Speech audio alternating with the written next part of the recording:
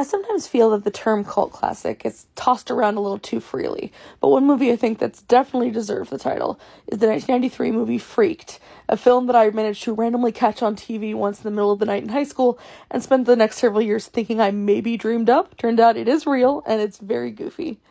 For a bit of backstory on the film, it's actually made by Alex Winter of both Bill and Ted and Lost Boys. He made it with his creative partner Tom Stern. They together actually had a show on MTV back in the early 90s called The Idiot Box, which I also very much recommend. It's sort of got a vibe, it's a sketch comedy show that's kind of like Ben Stiller show meets kind of Ren and Stimpy, which you get a lot of that vibe in this film as well. The film also stars Winter as Ricky Coogan, this incredibly self-absorbed actor who gets a contract to be the new spokesperson for this company called EES, or Everything Except Shoes.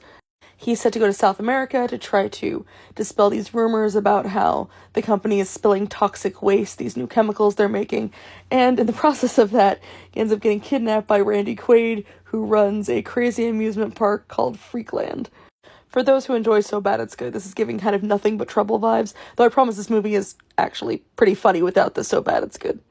Once captured, Ricky and his cohorts are covered in this special compound that Randy Quaid, I'm just going to call him Randy Quaid, has, and they're turned into crazy freak monsters to live on his little farm and be a part of his sideshow attractions. Comedy-wise, the film has a very kind of 80s vibe, like a UHF kind of movie, where it's just non-stop gags, or honestly, half the time it just feels like a giant cartoon. But what I think makes the movie stand out more than anything is the fantastic visuals. There is some amazing practical effects here. Both the makeup work, the crazy creatures that are made, even the opening credits looks really cool. I would suggest, even if you're not going to go see the movie, just go watch the opening credits online, because they look awesome. It's made with cutting clay, and it looks really, really cool.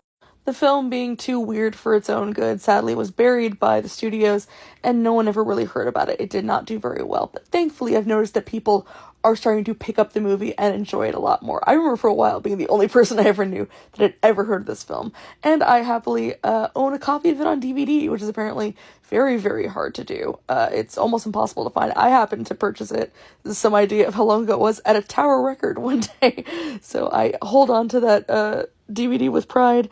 But thankfully, there are still some ways to view this movie. If you look it up on any kind of like movie search of where to stream it, you're not going to find it. Thankfully, though, people have put it up for free on YouTube. So if you're in the mood for just a very silly film with some really cool visuals, check it out. Also, as a side note, among the freaks in the little freak farm is Keanu Reeves playing a dog man. So you're welcome.